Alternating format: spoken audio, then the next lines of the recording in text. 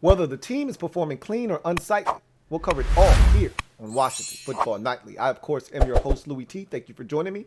Let's get to tonight's lead story. So, another day, another practice for Curtis Samuel. Confirms it. Washington officially activates one of their biggest offseason acquisitions in Curtis Samuel, as he will don the burgundy and gold for the very first time in Week 4 against the Atlanta Falcons. Washington made it official on Friday evening, activating the wide receiver and making him a guy that they're going to try to integrate into this offense. It's going to be a big boost for an offense that could definitely use a shot in the arm. This is why they brought him on board, to really complement Terry McLaurin, take some of the burden off of his shoulders, open up this offense, make it more dynamic and explosive, give defenses more to have to think about. Where's this guy going to line up? What is he going to do? Even if he is not getting the football, he is someone that has to be accounted for. Ron Rivera talked about that in the presser today, saying, look, we don't know how many snaps he's going to play. We don't know how many times he's going to touch it. But the fact that he's out on the field forces the defense to have to account for him. And that is so true. So this is a big move for Washington. We've talked about this for quite some time. We were talking about this leading up to week number 1. He wasn't able to go. I said the best course of action was to put him on IR. They did that. Let him heal and come back in 3 weeks and check on him then. They did that. He's ready, and it's a great sign for Washington. And if he can be what we think he's capable of being for this offense, it's going to do wonders for this football team, because I don't think this offense is that far away. When you look at the skill guys, I thought that we were not properly slotted, which was the problem we had last year. You know, Terry is a true number 1 in this league. That has been established. But we don't actually have a number 2. That was the problem last year. We had guys trying to fill the void of being a number 2 wide receiver, and that guy wasn't on the roster last year. Whether it was Cam Sims, or it was Dontrell Inman, or it was Isaiah Wright, or it was Steven Sims Jr., it didn't matter. We didn't have that guy on the roster last year. There was no number 2 wide receiver, which is why we went out and made all of the acquisitions in free agency and the draft to add to this football team. And now getting Curtis Samuel, never ever trust a man with 2 first names, back in the fold, potentially properly slots everyone else if he is that true number 2 threat. And I told you, I don't care how he gets it. We just need that production from him. He may not be a true number 2 in the sense of a traditional number 2 wide receiver, a Z that you just line up outside. That's not who Curtis Samuel is. The benefit and value in what Curtis Samuel brings to the table is his versatility, is his ability to move all around the football field and be a chess piece. So out wide as a Z, in the slot, in the backfield, jet sweep, ghost motion, because you want this guy to be everywhere so that the defense can't key in on him. So if he is able to give us that number 2 type production, it properly slots all the rest of the receivers, and now Diami can be a true number 3, and Curtis or Adam Humphries can be a true number 4 option, and slash Cam Sims as a number 4 option, and so forth and so forth. And Logan Thomas can, continue to be what he's been for us. He's been really good, and we want to see him continue to progress as the number 1 tight end. But, the running backs as well. And I just like what we have. We just need to make it all come together, and maybe Curtis Samuel is the missing piece. That's what I'm hoping, at least. That's what I'm banking on, is that he's the missing piece to this offense to complete it, to make it that much more dangerous and a more consistent unit where we don't have these lulls from week to week where we can expect, hey, if we're clicking today, it's nothing to put up 30 plus. On an off day, we're still good for 24. That's where we need to get to. Okay, we can't have off days where we're scoring 16. That's losing football. You're not going to win many games in this league scoring 16 unless your defense is absolutely lights out or the opposition is just awful that day and they continue to turn the football over. So we need to get this offense to where on a good day, 30 is nothing. That's light work. 35, 38, easy money. That's what we need to get this offense to. And on a bad day, when we're off and we don't have our fastball, it's still 24. It's still 23. You can still win in this league with 23, 24 points. Right now, when we're off, when we're having a bad day, it looks like 16 a lot of times. It's going to look like 17. Maybe 20, 21. We got to get it to where a bad day is 24, 26. You can win in this league with 24, 26 points.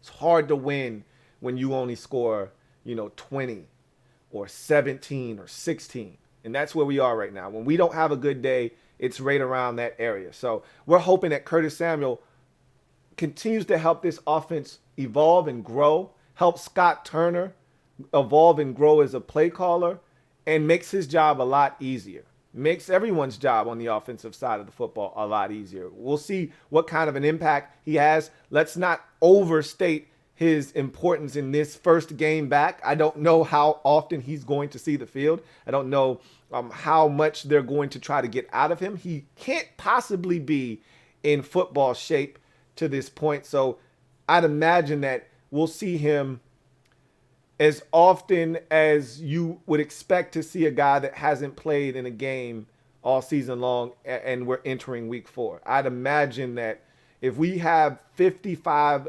snaps in this football game, I'd imagine he'd be on the field for about 25 of them. So we'll see. I'm just excited to have 10 out there. Been waiting for this opportunity to see what he looks like and what he can bring to this offense. And now the wait is finally over, and couldn't think of a better week to have him come back, because this is a massive game for the Washington football team. So let's get to in other news, and we'll take a look at the injury report here in a second. But before we do that, I want to talk about something that I think is going to have a massive impact on this football game in particular. And for those of you who haven't seen this, shame on you. You're in the dark, and you need to broaden your social media horizons, because this thing is everywhere. It's on Bleacher Report. It's on Twitter. It's on IG. It's everywhere, that it is anywhere. Okay. Everyone's retweeting it. Everyone's talking about it in the NFL circles. It was a tremendous gesture by the players. And what I'm referring to is a video that was made for head coach Ron Rivera by the players. Essentially, Ron Rivera's 1-year anniversary of being cancer-free, essentially, ringing the bell, was this week. And he got tested again, and the test came back negative. So he is cancer-free still. It is in remission. And he was praised and had a video that was dedicated to him by the players. And the month of October started out as Breast Cancer Awareness Month, as we all know, with the pink ribbons. And the NFL has expanded that to Inspire Change. And I think the motto now for October is like something around early detection. I forget what exactly it is, but the core message is to get tested, early detection. So it's really expanded from just Breast Cancer Awareness Month to just Cancer Awareness Month, period. Like any form of cancer, and Ron Rivera obviously had a form of cancer. And so what the league is going to allow Washington to do is to wear Rivera Strong decals on their helmets for the month of October. It's a great gesture by the league. They rarely let you wear anything on your helmet unless someone passes away. You rarely get to wear anything on your helmet. So in terms of a decal. So that's a big thing. And what they did was they did a tribute video to Ron, essentially around that decal that's going to be on the helmet and what that means to them, and what did Ron's struggle last year and his perseverance mean to them as individuals and as a team. And so you had some of the leaders of the team essentially step up and speak. The video started with Terry McLaurin, giving a message to coach. It then went to Jonathan Allen, and then to DeShazer Everett. Then it went to Logan Thomas, I believe, or those two might have been reversed order. And then it was Montez Sweat, and then it finished. Then it was Brandon Sheriff, excuse me. Then it was Montez Sweat, and then it finished up with Chase Young. So the video was about maybe 2.5 minutes long, maybe 3 minutes. Rivera got choked up. He got blindsided by it. He didn't see it coming. Again, Jonathan Allen, you want to know why? He's a good football player first and foremost. Okay, let's start there. He leads the team in sacks this year. He's a leader on the field, off the field, but this is part of that leadership that we're talking about. You could tell he spearheaded this. You know, he was the guy that spoke up and said, "Hey, coach, we got a video for you that we want you to check out." And he was the guy that stood up and presented coach with a check to the proton therapy organization that helped coach, with his cancer treatment. And they also presented him with a helmet, 59. That's Ron's number, the number he wore as a Chicago Bear in the league. And it also had the decal on the back, Rivera Strong. So Ron got choked up. He said sometimes when you're a coach, you don't know if your message is getting through to your players.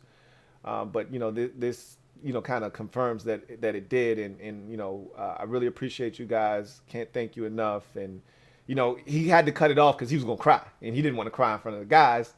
So he said, it means a lot to me. And he said, thank you so much. And he walked off. And you could tell that he had to compose himself because it was a touching moment. If you watched it, you're like, shit, I just got goosebumps. I got chills. I said all of that to say this. The Atlanta Falcons don't stand a chance this week. Not after that. And I know this has a minimal impact on the game, but psychologically, they don't stand a chance. It's almost like the Eagles in week 1 last year when Ron, it was announced that Ron had cancer and the guys were playing for Ron. That was his first game as Washington head coach. It's a divisional game and Ron had cancer. So, they want to win this game for Ron. He's been going through all of these different chemotherapy treatments and showing up and he's exhausted and they see it. They know this guy isn't 100%, and yet he was still there every day. And they wanted to win that first game for Ron, and they did. This kind of feels like that. Now, the difference is we're not at home. It's not an empty stadium, but it doesn't matter. The Falcons are in trouble. That was touching, and it's an emotional boost for this team. And what makes sense now, all of a sudden, is this week I've heard more than any other week. And I just thought it was, coach speak, player speak because of all of the different articles. We've got people talking about there's dissension in the locker room and we got to play as one. And, there have been videos put out by various media types and guys talking about Montez Sweat and Chase Young are selfish, this, that, and the third. They hear all of that stuff. They're not immune to that. Players try to tell you and sell you a dream about the fact that they don't hear the outside noise. That's bullshit.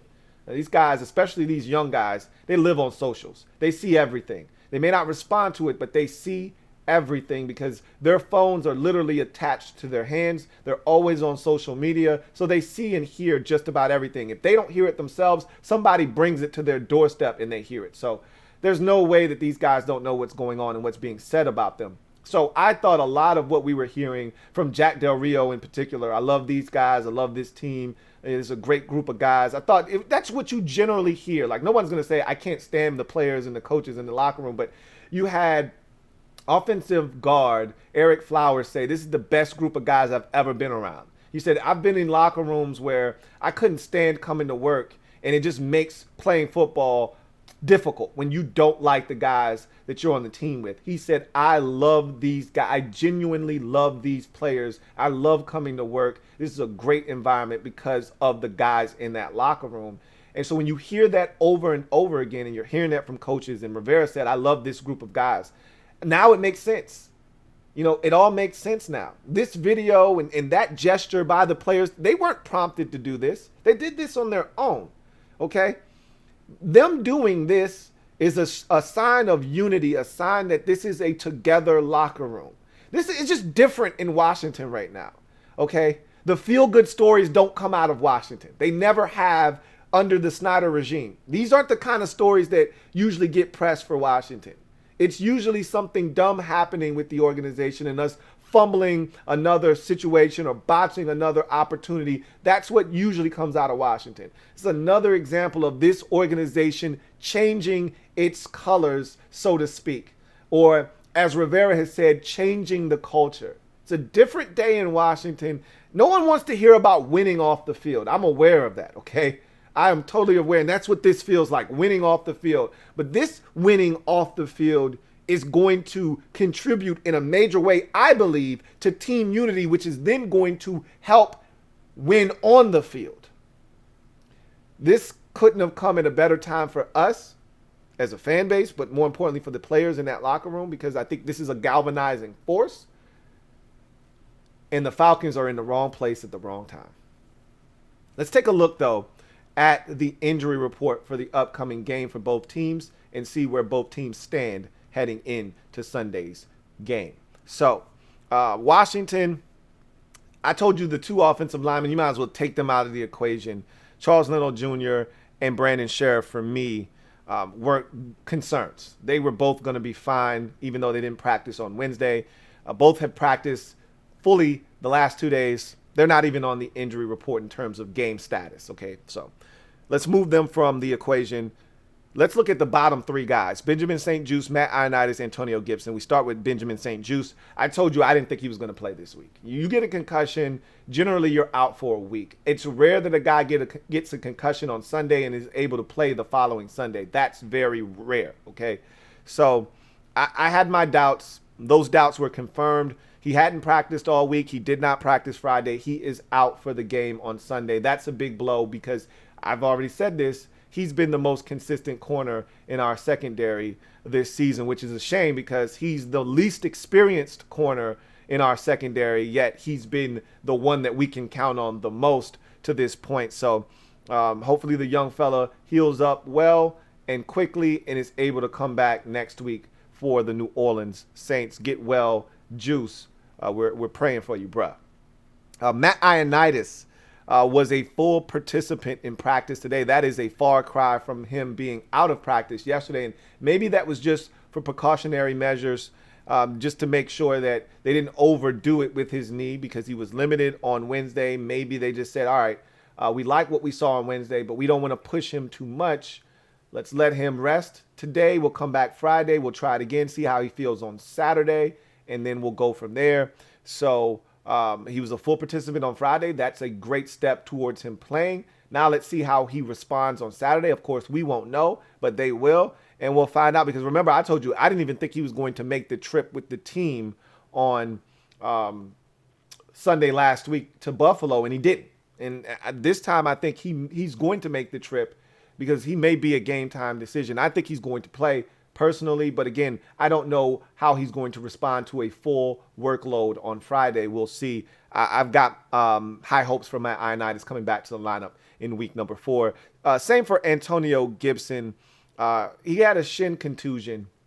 Rivera said he thinks he got kicked in his shin against Buffalo, and so he didn't practice on Thursday. He was limited today, and he's questionable, but Rivera sounds confident that Gibson will be able to play.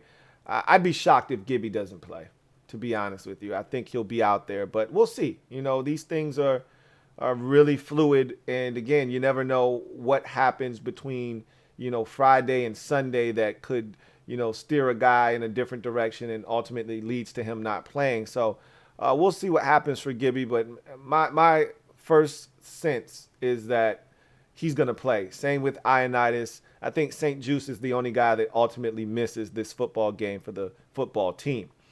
As far as the Falcons are concerned, it's exactly what we said it was going to be.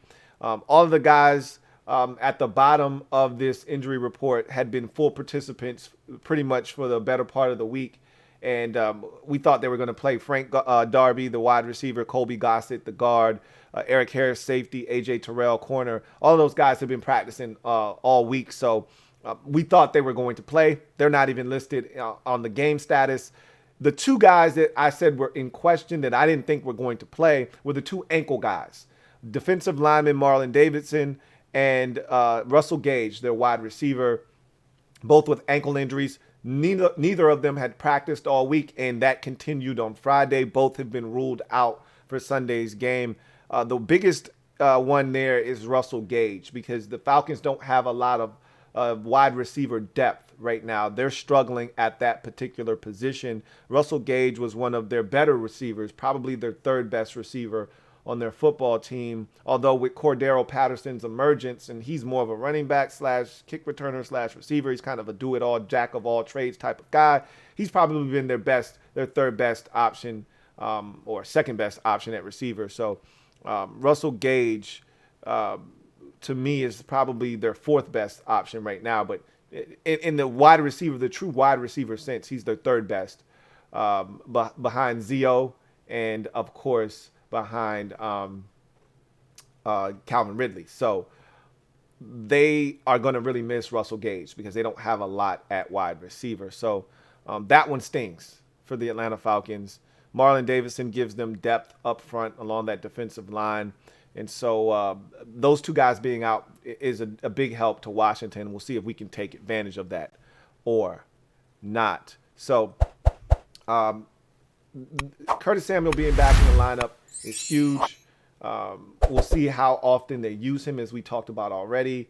And I think getting Matt Ioannidis back on that defensive line will be a big boost for the D-line as well. We'll see how they fare this week against the Atlanta Falcons offensive line that hasn't been all that great this season. Speaking of which, let's go ahead and go behind enemy lines. Look at the keys to the game against the Atlanta Falcons and how Washington can even up their mark at 2-2, get back to 500, and have themselves a season potentially this year. So this is a big game, as we've mentioned. We've talked about it all week. This is code orange, as red of an orange as you can get. You got to have this one if you're Washington, and I think they're going to get it. But how are they going to get it is the question. Let's talk about that, and we start with the Washington offense versus the Atlanta Falcons defense. First things first, start fast. I mean, I'm not telling you anything you don't already know. The first key to the game for the Washington offense is to start fast.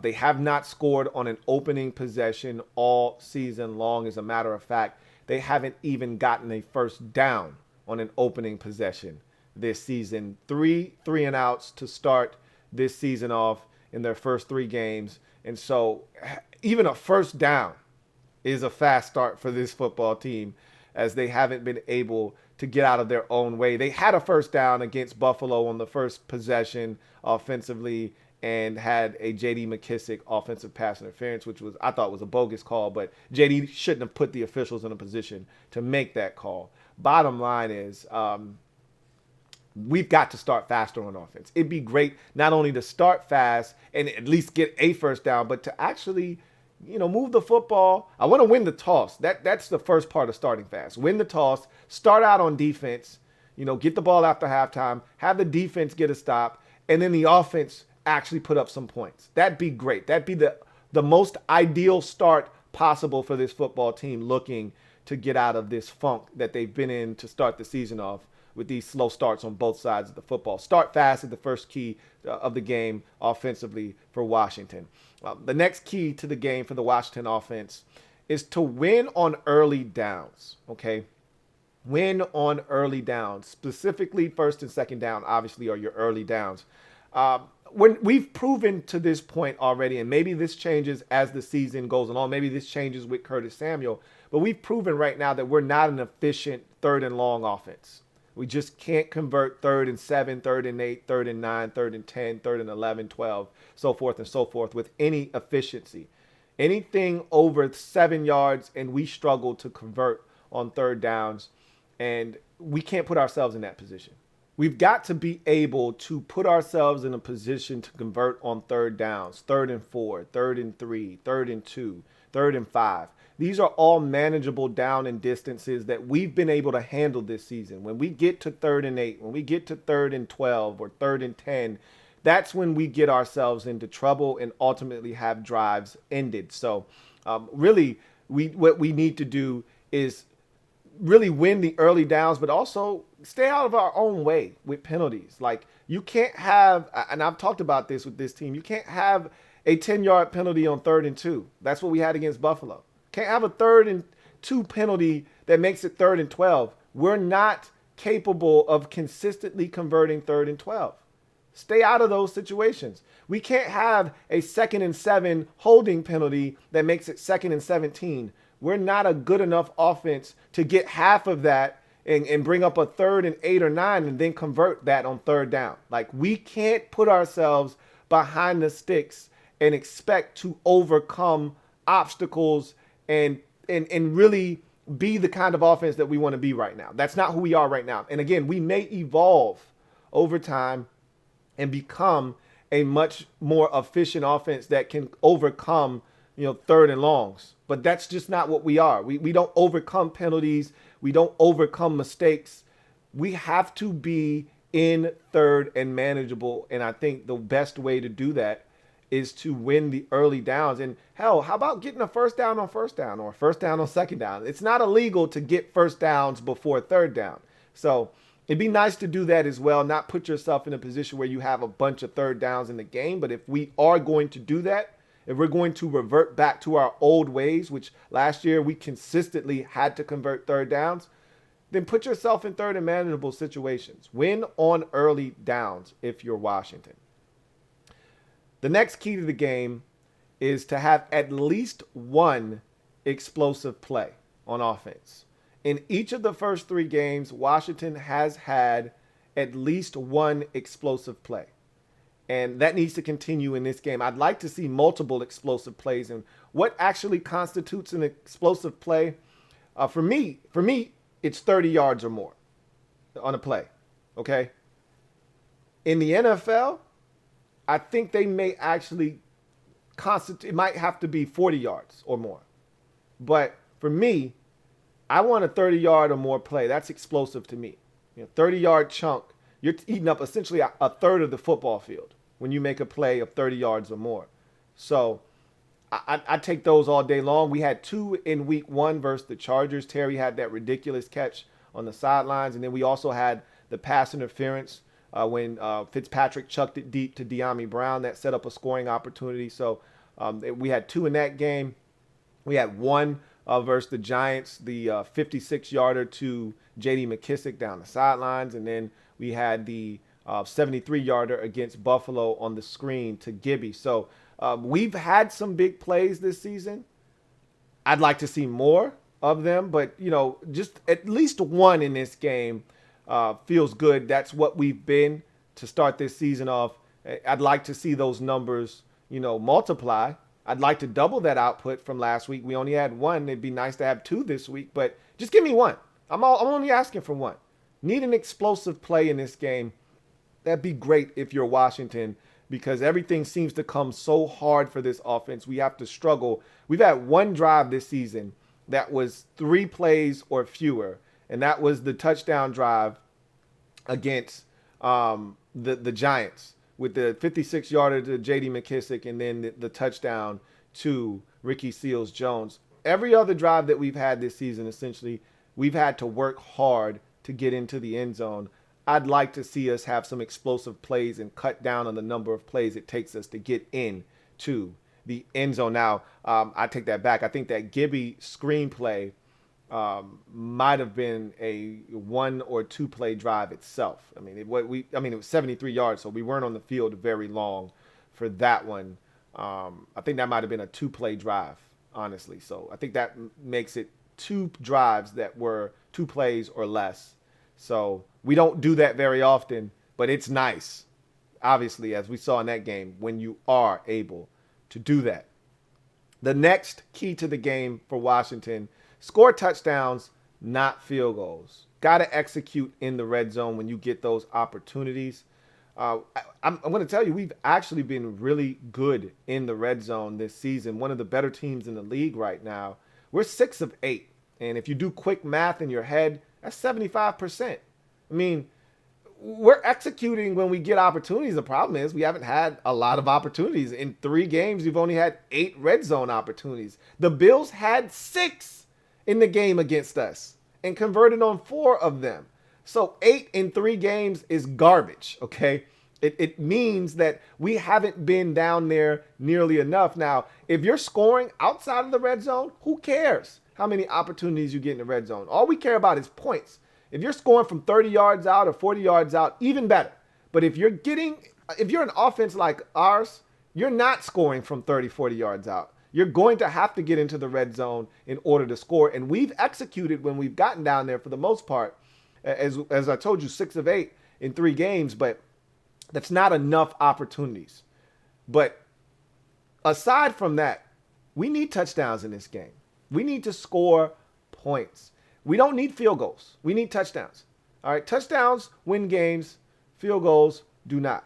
All right, I've told you the mantra, my motto is, field goals don't win games, touchdowns do. And if you're going to beat a team like Atlanta, who struggled to score this season, don't allow them to remain in the game because you can't find pay dirt. That's a way to lose. That's what happened to the Giants last week. The Giants failed on opportunities to score. They were in an offensive rut. They let the Falcons hang around in that game, and the Falcons ultimately were able to come back and win in the final frame. Like, teams like the Falcons, you have to put them away early. Or, in our case, because we're not good enough to just put teams away early, you got to score points and make them have to keep up. And the Falcons haven't proven this season that they're capable of keeping pace with anybody offensively. They have not been an offensive juggernaut this season. So I feel like if we can score touchdowns, we're going to really put the pressure and onus on the Atlanta Falcons in this game. And I don't think they're going to be able to keep pace. Finally, the last key to the game offensively is protect the Duke. I say this every week, and every week it seems like we have some sort of issue. We have not been clean in a single game this season. We've had at least one turnover in every game, and every single one of our turnovers seems to be back-breaking. Week 1 against the Chargers, you could argue, was the defining moment of that game, the fumble by Antonio Gibson, the subsequent touchdown that followed, which gave the Chargers the game-winning touchdown, ultimately the go-ahead score. So that was a back-breaking turnover. The following week, the Taylor Heineke interception right at the very end as you're trying to run out the clock almost cost us that ball game. Luckily enough for Heineke and the offense, they got another opportunity, and we were able to move it into field goal range, and Dustin Hopkins was able to get us the win. And then week 3, we had a myriad of turnovers. Heineke with 2 interceptions, the fumble by Logan Thomas. We were very negligent with the football. We did not protect the Duke. We did not take care of the rock. And we really treated the football like it was a preseason game. Like, we didn't care. Like, there were no consequences to these turnovers. And it hurt us in that game dearly. We can't afford to do that this week. And, with a team like Atlanta, they're right now trying to build confidence. It's a new organization, essentially, with a new GM and a new head coach and a new way of doing things. They've gotten rid of some guys that have been there for a while, in particular Julio Jones. They're doing things differently now. They're trying to find their way and figure out what their identity is. You can't give them any confidence by turning the football over and shortening the field for them and putting them in scoring range. Make them earn everything that they get. If you're the offense, if the possession ends in a punt, so be it. Okay? As a wise man once told me, every offensive possession needs to end in a kick. That's not true anymore because teams go for it so often on 4th down. But that's the ideal way that a possession ends for an offense, is with a kick. Either you're going to punt because you're not confident that you can convert on 4th down, or this isn't the time to go for it or the situation to do that, or you're scoring a touchdown and you're kicking an extra point, or you're kicking a field goal to put points on the board that way. But every possession is supposed to end with a kick. And for us, that hasn't been the case this year. And too often that hasn't been the case. We're not generating turnovers on defense, which is bad enough, but we're exacerbating that problem by turning it over on the offensive side. 5 turnovers in the first 3 games. I talked about if we were going to win enough games to qualify for the postseason, we were going to have to be like +5 in the turnover differential. We're trending in the wrong direction right now. We forced 2 turnovers the entire season, and we've given it up 5 times. So we're -3 right now in that conversation. And that's a losing recipe for this team right now. Got to protect the Duke. It starts with the offense. Protect the football. That's the final key to the game for the offense. Now we go to the Washington defense versus Atlanta's offense. So the first key to the game is the same thing from the offensive side. Start fast. I mean, that goes without saying, but I'm going to say it anyway because it's something that needs to be said. We haven't gotten off to a fast start. We've given up a touchdown in each of the first 3 games on the opening possession to the respective team that we've been playing against, whether we've gotten it first on offense and went 3 and out like we did against the Chargers, or we've gotten it, after the defense is on the field first, which is what I prefer, when the toss, defer to the second half and have the defense on the field to start the game. We've given it up. Giants game, we gave it up, and we gave it up in week 3 versus Buffalo as well. So we've got to be better. Flat out. End of discussion. We have to find ways to get stops. And we haven't been able to do that quite yet. And so I look at this team in the slow starts, and I think there's a direct correlation to the slow starts and us having an issue with really putting teams away. Because if you get off to a faster start, we've been really good. If you look at Washington, we've been really good in the second quarter. Really good. And we've been okay in the third. But, that Bills game kind of got away from us in the third quarter. And we've been solid in the fourth. We've given ourselves a chance in the fourth. So if we can just start faster, continue to play good ball in the second, which we've done all 3 games this season. We've played well in the second quarter. The third quarter has been uneven. We haven't been terrible, but we haven't been great. In the fourth quarter, we've actually played some solid football when it matters most. But when you're getting your brains bashed in by the Bills in week 3, the fourth quarter is irrelevant, essentially. So I look at this team. If we could just start faster, I think we can be in a better position come third, fourth quarter, where we're not trailing or we're not nursing a 1 or 2, 3-point lead. We're not playing catch up from behind or trying to keep pace. If we start faster, we've got a chance to build a lead. We haven't played with a lead really this season outside of the Chargers game in week 1 when we were up and nursing a 16-13 lead for about a good quarter or so. That's the only point of this season where we've actually had a lead, and it's a 3-point lead. It's not 7, it's not 10, it's not 11, it's not 14, it's 3. We've been playing from behind all season long, essentially.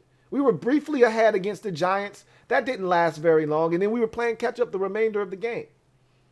We were never ahead against Buffalo. They led wire to wire.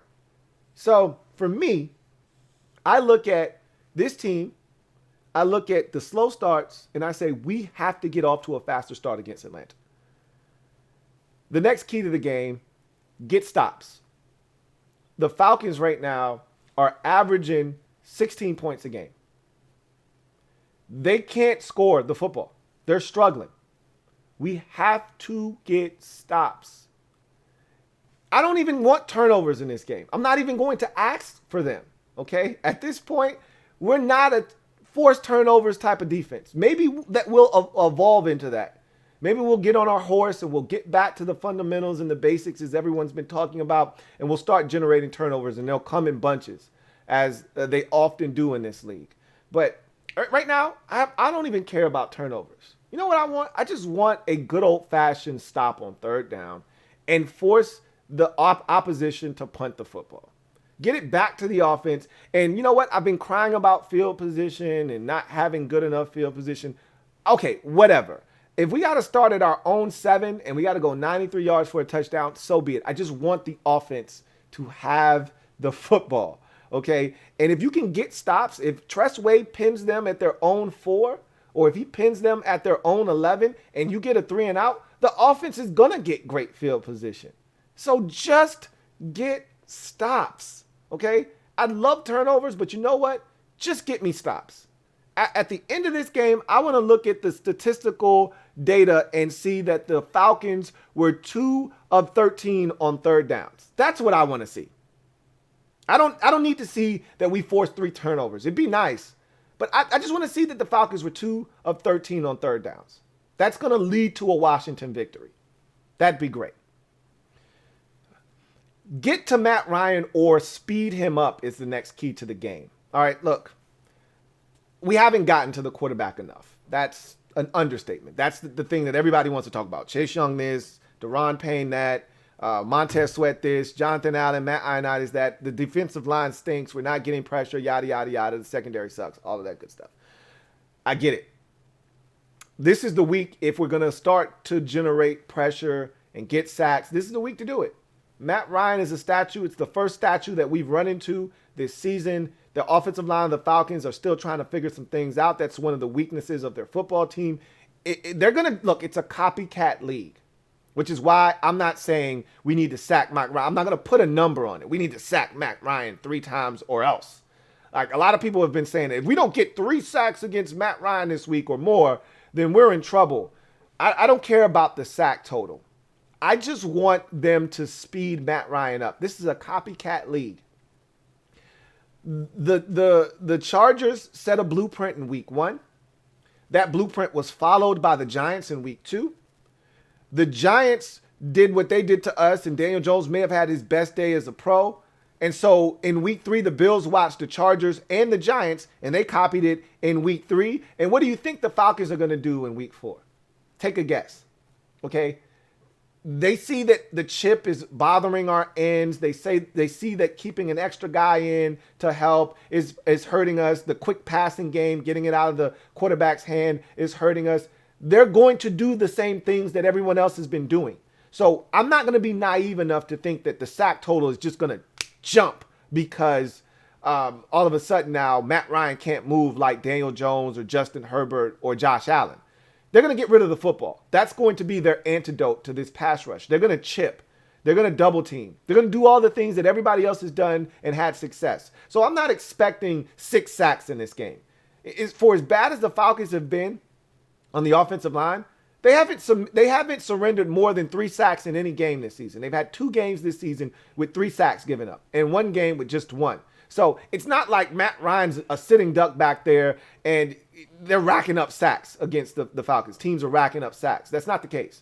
So I don't think we're going to just all of a sudden wake up and get 7 sacks in this game. But what I do want to see is that Matt Ryan doesn't feel comfortable. Because Matt Ryan can be flustered. And when Matt Ryan is flustered, he will turn the football over. He will speed his process up. He will do some foolish things with the football. And that's what I'm banking on. If we can speed him up, not necessarily sack him, but pressure him, make him uncomfortable, speed up his process, we can then get off the field. An errant throw on third down leads to a drop or a bad placed ball that's incomplete. If it was put in the right spot, if he had time, he completes it. It's a first down. But because he got sped up, ball's a little bit inaccurate, it's incomplete, they got a punt. That's what I'm looking for.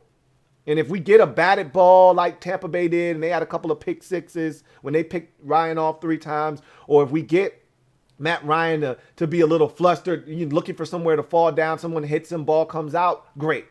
But what I'm looking for is Matt Ryan to be uncomfortable, to be flustered, to not feel like he's got a good base underneath him, and to make some errant throws. That's what I'm looking for. So let's speed him up. Next key to the game, slow down Patterson, Pitts, and Ridley. That's the Falcons' offense in a nutshell. They've got 3 guys that can hurt you. They don't have any depth. They don't have a ton of skill guys. Those are that's it. That's their offense in a nutshell. It's Cordero Patterson, who has been a revelation for them this year. Calvin Ridley, who is their new number 1 wide receiver after the departure of Julio Jones. And their number 1 draft pick from this past year, Kyle Pitts, at the tight end position. And I'm scared to death of him. Honestly, you know what the tight end position has done to us in recent years. And we've got a track record, a long track record of struggling with athletically gifted tight ends. I'm not looking forward to that matchup. I don't know what they're going to do to try to slow him down. He hasn't had a breakout game yet. My estimation and my guess is this is as good as any of a week for him to break out and have 112 yards receiving and a couple of touchdowns. I'm nervous about that. I'm not going to lie to you. That's the one matchup that scares me to death right now is Kyle Pitts versus our defense, because we just don't cover tight ends well at all whatsoever. So I'm not asking to stop them. You see, I didn't say stop those guys. I just want to slow them down. That's it. I don't want anybody having a career day. I don't want anybody going nuts on us. If we continue to have the Falcons do what they've done, this guy has 6 catches for 72 yards. This guy has 5 catches for 48 yards, and this other guy has 3 catches for 35. I'll take that. What I don't want to see is Calvin Ridley 7 for 123 and 2 touchdowns, or Kyle Pitts 6 for 108 and a touchdown, or Cordero Patterson 6 for 96 and a touch. That's what I don't want to see. And right now, that's what teams are doing to us, is guys are having career days against us. Let's hope that that's not the case. I don't need to stop those guys. I just need to slow them down like everyone else has done up until this point. And then finally, the last key to the game, play as one unit and communicate. We've been talking about that all week. The guys have been talking about that all week. They got to play as one. They got to get back to the fundamentals. They got to communicate. They need to be able to be on one accord. The rush has to be coordinated. The guys in the secondary have to communicate. We can't have defensive breakdowns where guys running free in the secondary. We've had that happen 2 weeks in a row. One was a defensive breakdown communication-wise where, William Jackson III thought that Landon Collins was going to be deep, and he wasn't, because he should have been there, and he flat out blew coverage. And then last week, William Jackson III just decided, I want to jump the route in the flats and let Stephon Diggs get deep. And luckily, there was pressure on Josh Allen, or else they would have had a touchdown. So we've got to communicate in the secondary. The rush has to be coordinated up front. Linebackers have to communicate. Things have to be done as one defensively, or else we'll continue to struggle like we have the first 3 weeks of the season. So for me right now, that's what I look at. I feel like we've got to play as one unit and communicate. And if we can do that, we should be fine. So where does that lead us? What does that give us in terms of a prediction as we get to our final outcome? I just see this being a Washington win. I don't see how we lose this football game. I'm confident. I'm just as confident, not quite 100% ready to guarantee like I did against the Giants, but I'm as confident as I could possibly be without guaranteeing a win. That we go to Atlanta, we know what's at stake, we know what's on the line, we know what we have to do. I think we're the better team. We're a year ahead of where the Falcons are. They're starting over. We did that last year. They're in that position now. We got to take advantage of that, and I think we do. 31-19 is the final score. Washington gets it done. Washington scores 4 touchdowns, kicks 1 field goal. I talked about one of the keys to the game being get into the end zone, avoid field goals, and score touchdowns to put that pressure on Atlanta. I think we do that in this game. I think we actually do get off to a faster start. It's not a blazing fast start now.